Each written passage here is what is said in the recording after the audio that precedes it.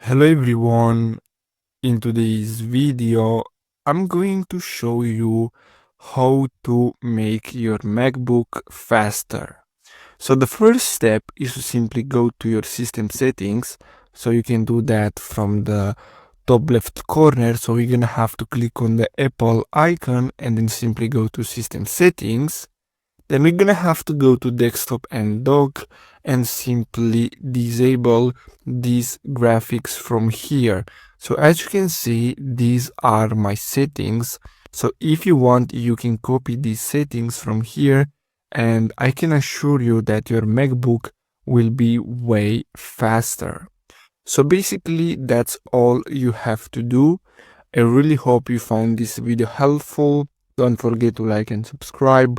Thanks for watching.